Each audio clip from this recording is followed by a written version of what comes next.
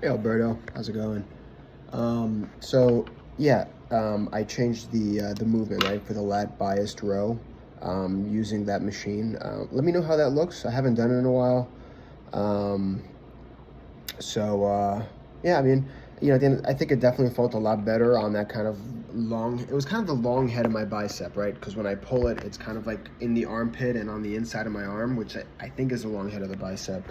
And it feels a lot better for that. I mean, I would say like maybe its discomfort is like a 2 out of 10, which I think is acceptable versus like the other previous movement that I was doing where like sometimes it got up to like a 4. So yeah, I think it's manageable. I feel good with it. And then I guess the next thing is quad dominant leg press. I've been pushing that movement quite a bit lately. Just want to make sure that the range of motion there is adequate. And then I think a lot of times when I'm pushing on a lot of these movements, like the hamstring curl, stuff like that, sometimes I'm not even able to get one partial. But I guess part of that is that it's a lengthened bias movement. But I'm also like, I'm always worried about not pushing hard enough because I'm always trying to drive as much growth as possible. And I'm always like, well, am I mentally weak for not being able to like push out like 3 partials on that? And then I guess for the hip dominant leg press, yeah, I think that's always a movement that's always giving me a little bit of anxiety, just because I don't know. I always have this feeling that I'm going to press it and my leg's going to go sideways and my knee's going to snap in two. But it's obviously I've never actually even hurt myself on that movement. Funnily enough, but I guess, how do you think my effort is on that movement? Should I be pushing further on that, or is that adequate? I know it's kind of a choppy movement, right? I mean, there's not much range of motion, right? Because it's all about the hip.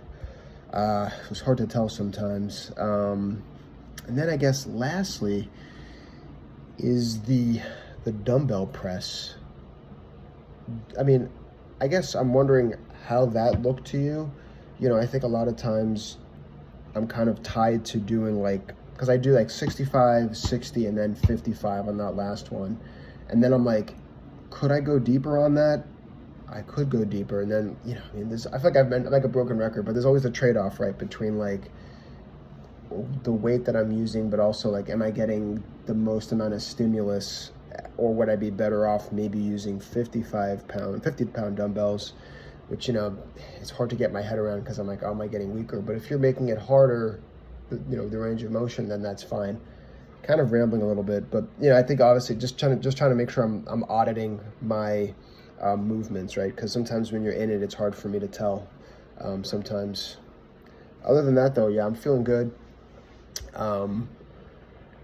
Yeah, I mean, I'm looking pretty big. I mean, when I was doing the lat bias row, I was like, whoa. When I was doing that 2 years ago, I was definitely not looking that wide. I was like, I almost didn't even recognize myself with how wide I looked in that movement. So I'm excited to take the progress photo, maybe this weekend or next weekend. But yeah, no, it should be good. Should be exciting.